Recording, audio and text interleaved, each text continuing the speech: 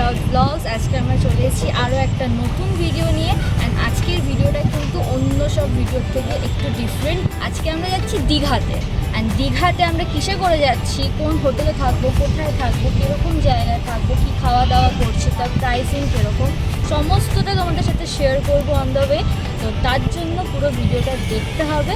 তো চলো বেশি দেরি না করে ভিডিওটা তাহলে শুরু করা যাক। তো আজকে আমরা যাচ্ছি দীঘায়। আমরা খুব সাডেনলি এই প্ল্যানটা ঠিক হয়েছে, তো ওই জন্য কিছুই আগে থেকে রেডি ছিল না। তো আমরা ফার্স্টে ভেবেছিলাম যে আমি আর ফাল্গুনি বাইকে করে যাব, আদার্স সবাইরা যাবে বাসে বা ট্রেনে। তো ট্রেনের টিকিট পাওয়া যায়নি, কারণ দীঘায় এখন সিজন চলছে। তারপরে ঠিক হলো যে বাইক নিয়ে যাওয়া হবে না, যেহেতু ফ্যামিলি যাচ্ছে, কিছু ফ্রেন্ডসও যাচ্ছে, ওই জন্য শেষমেশ আমরা ঠিক করলাম যে আমরা যাব বাসে করে। তো এবার প্ল্যানেট থেকে আমরা শ্যামলির টিকিট পাইনি, কারণ খুবই সাডেন হয়েছে, নাহলে ইচ্ছে ছিল শ্যামলিতে যাওয়ার। তো শেষমেশ আমরা পেয়েছি পরমেশ্বর ট্রাভেলস বলে একটা বাসে, যে বাসে যদিও আমি আগে কখনো উঠিনি, কিন্তু ওটা এসি বাস। তোমাদের সাথে শেয়ার করব সেই বাসটা কেমন। তো আমাদের বাসের যে ফেয়ারটা নিয়েছে সেটা হলো 260 করে পার পারসন। তো এই বাসটা ছাড়বে হচ্ছে 11:45-এ, এখন ঘড়িতে বাজে প্রায় 11:10। তো যাই হোক, তোমরা দেখো, ভালো লাগলে অবশ্যই বলো। আর যদি কেউ চাও, যে আমি তো বলবো যে এর থেকে শ্যামলিতে যাওয়াই বেটার, কারণ রাইড কমফোর্টটা অবশ্যই দরকার। যদি তোমরা ইনকেস টিকিট না পাও, তাহলে এখানে কিন্তু অনেক ভালো ভালো বাস আছে, যে অনেক কোম্পানি রয়েছে, তোমরা যে কোনো ট্রাভেলসের সাথেই যেতে পারো, কোনো ইস্যু নেই। মোটামুটি এসি বাসের টিকিট তোমরা 250-র নিচে এখানে পাবে না, 250-র ওপরই। হ্যালো আবির, সৌভিক। সো গাইজ, আমাদের বাস আসতে এখনও অনেক টাইম ছিল, তো ওই জন্য আমরা এই বাস স্ট্যান্ডের পাশেই শহীদ মিনার ছিল, ওখানে বড় একটা গ্রাউন্ড আছে। শহীদ মিনার যারা গেছো তারা জানোই, একটা বড় মাঠ আছে, ওখানে অনেক বসার জায়গা আছে। তো আমরা ওখানে বসেই সময়টা কাটাচ্ছিলাম। এখানে আমি, মা, বাবা অ্যান্ড এই যে এই পাশে সৌভিক, আবির, ওরাও বসে আছে, স্নেহময়, আমরা এইদিকে বসেছিলাম। আমাদের বাসের টাইম ছিল প্রায় 12:30 নাগাদ। তো 12:30-টার আগেই বাস যদিও বা চলে এসছে। তো বাস চলে আসার পরে আমরা বাসে উঠলাম। তো যেটা আগে বললাম তোমাদের, যে আমরা ভলভো বাসটা টিকিট পাইনি, তাই জন্য আমরা পরমেশ্বর বাসের টিকিট কেটেছি। আমার দীঘা যাওয়ার বাসে করে এটা first time experience. And honestly speaking, বাসের যেহেতু ফার্স্ট টাইম এক্সপিরিয়েন্স, অ্যান্ড এই পরমেশ্বর বাসটারও ফার্স্ট এক্সপিরিয়েন্স, তো খুবই ওয়ার্স্ট বলতে গেলে, বিকজ এন্টায়ার ওয়েটা আমাদের প্রচণ্ড জার্কিং হয়েছে বাসে। অ্যান্ড যেটা ভলভো বাসগুলো, সেগুলো একটু বেটার বাস, যেটা আমি শুনছিলাম যে ওটা টিকিট প্রাইসটাও বেশি, অ্যান্ড ওটাতে কমফর্টও অনেক বেশি আছে। তো তোমরা চাইলে ডেফিনেটলি ভলভোটা বুক করতে পারো, যদি দীঘার জন্য বাস বুক করো। তো মাঝখানে বাসটা কোলাঘাটে দাঁড়াবে, তো কোলাঘাটে নেমে আমরা তখন একটু ব্রেক নেবো আর কি, একটু খাওয়া দাওয়া, একটু যারা যারা ওয়াশরুম যেতে চায় সেগুলো একটু ক্লিয়ার করে নেবো। বাট আমার প্রচণ্ড ঘুম পাচ্ছিল গাইজ, তোমরা হয়তো একটু দেখেই হয়তো বুঝতে পারছো, কজ আমি অলরেডি হাফ রাস্তায় কিছুটা ঘুমাতে আসছিলাম, প্রপারলি ঘুমোতে পারিনি এত জার্কিংয়ের জন্য। আর বিভৎস ঘুম পেয়েছে আমার, just look at me guys. And খিদেও ভীষণ পেয়েছিল, বিকজ সেই সন্ধ্যাবেলা একটা কোনো রকমের কিছু খেয়ে বেরিয়েছিলাম, অ্যান্ড রাত্রেবেলা প্রচুর খিদে পেয়ে গেছিলো, তাই একটা বাবলি কিনে খাচ্ছিলাম, বাট সেটাও এনাফ নয় যদিও বা। তো দেন এখানে অনেক খাবারের দোকান আছে, তোমরা ডিম টোস্ট থেকে চা, কফি, আরও চিপস, কেক, বিস্কিট, অনেক কিছুই এখানে তোমরা পেয়ে যাবে। তো কোলাঘাটে, এই জায়গাটা হচ্ছে কোলাঘাটে এখানে অনেক খাবারের দোকান তোমরা পেয়ে যাবে। আরও অনেক দেখো বাস এখানে দাঁড়িয়েছে। তারপর আরও কিছুক্ষণ বাসে ঘুমোতে গিয়ে প্রায় সকাল হয়ে গেছে, দেখছি ভোরের আলো ফুটে গেছিলো। এখন বোধহয় প্রায় বাজে হয়তো 5টা, 5:30 এরকম সময় হবে। আর কিছু দূর গিয়েই আমরা তারপর দেখতে পাবো দীঘা ঢোকার গেটটা, সেই গেটটাও তোমাদের দেখিয়ে দেবো একবার।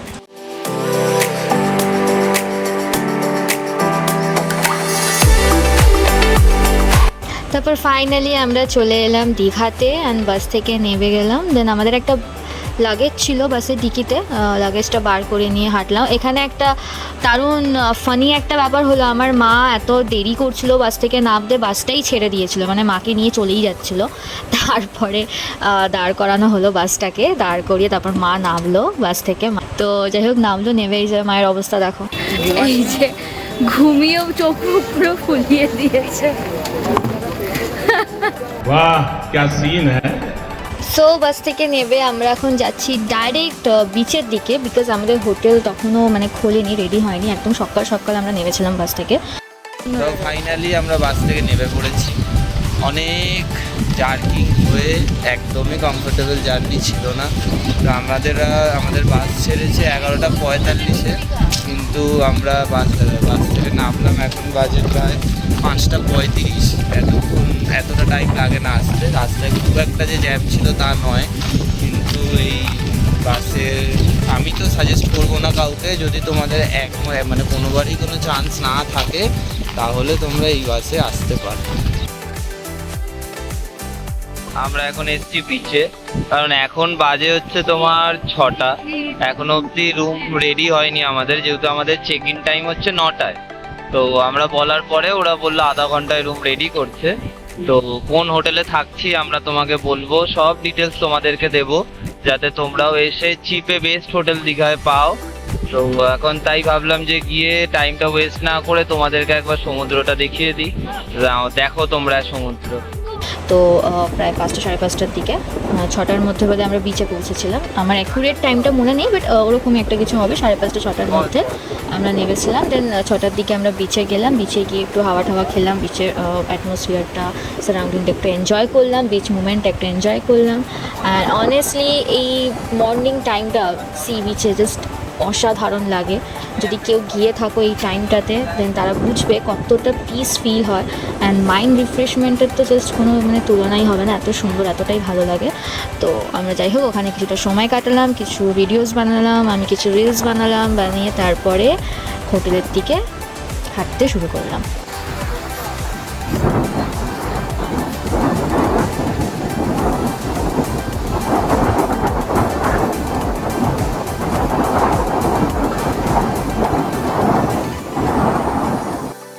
সো গাইজ, আমরা ফাইনালি যাচ্ছি হোটেলের দিকে।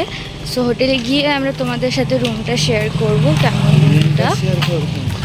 রুমটা কীরকম সেটা তোমাদের দেখাবো। আর আমার সাথে আজকে আছে আমার ভাই গপু।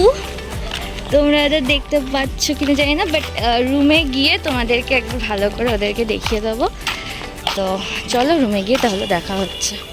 সো গাইজ, এবার আমরা যাচ্ছি হোটেলের দিকে। আমাদের হোটেলটা প্রায় বিচ থেকে ডিস্টেন্স ছিল হাঁটা পথেই 10 মিনিটের ডিস্টেন্সে ছিল।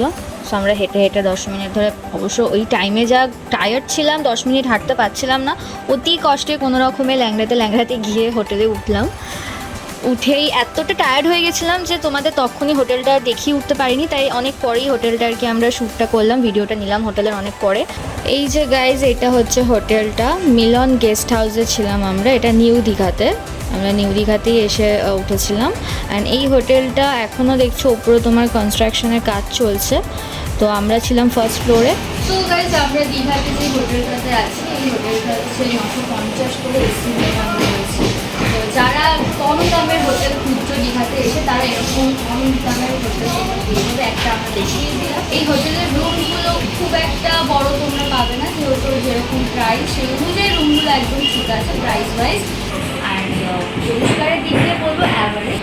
অ্যান্ড আজকে যেহেতু স্যাটারডে উইকেন্ড, তো উইকেন্ডে হোটেলগুলোর প্রাইস হচ্ছে 950 করে। অ্যান্ড উইকেন্ড ছাড়া অন্য দিন সেটার প্রাইস হচ্ছে 700।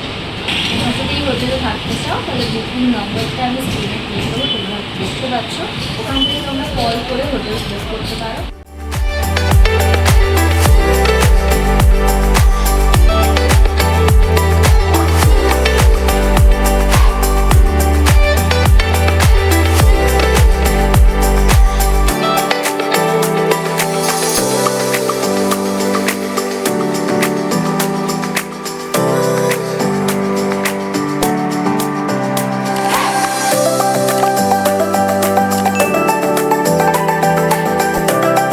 হোটেলটা কেমন লাগলো তোমাদের, অ্যান্ড প্রাইস ওয়াইজ তোমাদের কি মনে হলো হোটেলটা কীরকম, সেটাও তোমরা জানাতে পারো আমাদের কমেন্ট বক্সে।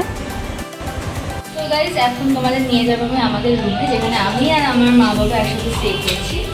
তো দেখা যাক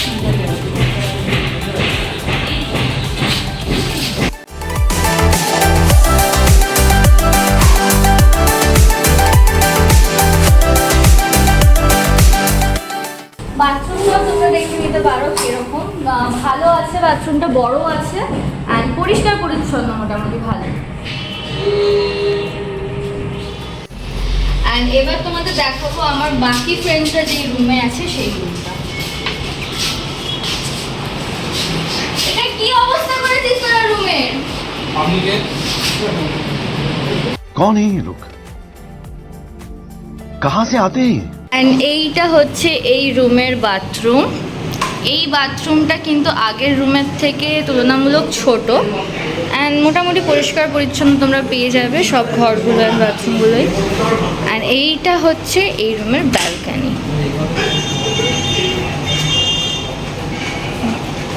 ব্যালকনিগুলোও বেশ সুন্দর। এখানে তোমরা দাঁড়িয়ে এই যে পাশে রাস্তা দিয়ে গাড়ি ঘোড়া যাচ্ছে, লোকজন যাচ্ছে, এখানেও আশেপাশে আরও হোটেলস আছে, সো এখানেও তোমরা দাঁড়িয়ে কিছুক্ষণ সময় টময় কাটাতে পারো। অ্যান্ড জাস্ট এদের অবস্থা দেখো গাইস, অ্যান্ড সিরিয়াসলি কি করছিস ভাই তোরা? অ্যাটলিস্ট জুতো ফুতোটা খোল। কি অবস্থা করেছে ঘরটার একবার দেখো। এসি চলছে কন্টিনিউয়াস।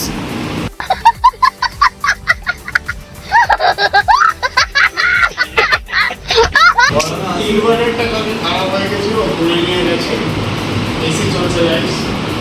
আমি নতুন হ্যাঁ, আমার নাম্বারটা নিয়ে নেবে, আমার কাছে আসবে, কেস করবো। अरे कहना क्या चाहते हो তো গাইজ এরপর আমরা বেরিয়ে পড়লাম দুপুরের লাঞ্চের জন্য। লাঞ্চটা আমরা করব হচ্ছে প্রতীক রেস্টুরেন্টে। রেস্টুরেন্টটা আমাদের হোটেল থেকেই 2 মিনিট দূরে, খুব একটা বেশি দূরে না। হোটেল থেকে বেরিয়ে 2 মিনিটের ডিস্টেন্সে রেস্টুরেন্টটা রয়েছে। সো ওখানে গিয়ে আমরা কী কী খেলাম দেখো। ভেজ মিল, সাথে একটা চিকেন নিয়ে নিয়েছি সবাই একটা করে। এছাড়া তরকারি আরেকটু কম ভালো হতো, ভালো হতো, কারণ চিপটা মানে বাটা লঙ্কার থেকে একটু বেশি চলছে। বাট খুব ভালো খাবার, এমনি কোনো অসুবিধা নেই। কোয়ান্টিটিও খুব ভালো, আর বারবার ঢুকিটা হচ্ছে তো অসুবিধা নেই। शाबाश बेटा আমার খাবারগুলো খুব অ্যাভারেজ লাগলো, খুব একটা বেশি ভালো আমার লাগলো না। টেস্টের দিক দিয়ে খাবারগুলো আমার অ্যাভারেজই লেগেছে। বেরিয়েছি, এতক্ষণ তোমাদেরকে কোনো আপডেট দেওয়া হয়নি কারণ ফাল্গুনির একটু শরীরটা খারাপ ছিল। তো এখন আমরা বেরিয়েছি, এখন আমরা যাচ্ছি ডিনার করতে। তো দেখো তোমাদেরকে শেয়ার করব ডিনারে কী কী করলাম।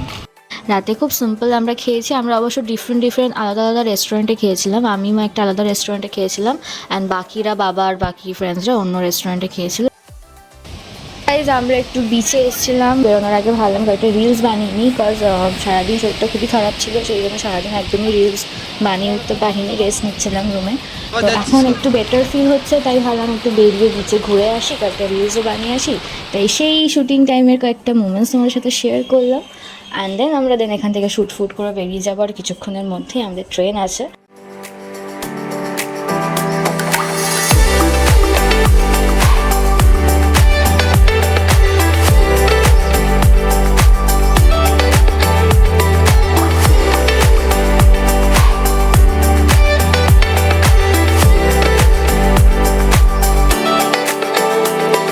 তো অবশেষে এখন বাড়ি যাওয়ার সময়।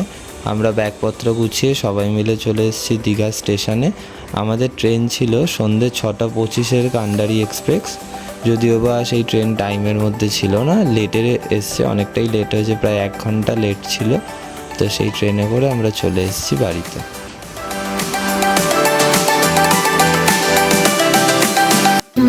এটা কি? এটা হচ্ছে নতুন পুরীর টেম্পল হচ্ছে এখানে, সেখানে মমতা মনিটাইজ করবে। আমি গাইড। আচ্ছা, 100 টাকা 100 টাকা 100 টাকা পার হেড। আচ্ছা। पैसा ही पैसा होगा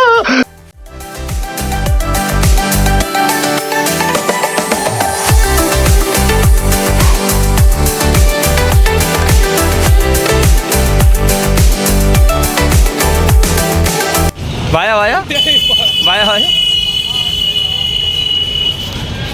देखा आपने लापरवाही का नतीजा है তো আজকের মতো এখানেই শেষ, মানে ব্লগটা শেষ করলাম। দেখা হচ্ছে নেক্সট ভিডিওতে।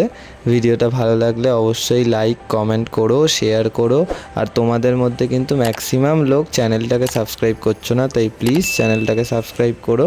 তোমরা চ্যানেলটাকে সাবস্ক্রাইব করলে আমরা মনে করি যে আমাদের পাশে তোমরা আছো। আর ভালো লাগলে লাইক কমেন্ট শেয়ার অবশ্যই করো। আর কোনো ভুল হলে তোমরা আমাদের অবশ্যই কমেন্টে জানিও, আমরা নেক্সট ভিডিও থেকে সেই ভুলটা শুধরে নেওয়ার চেষ্টা করব।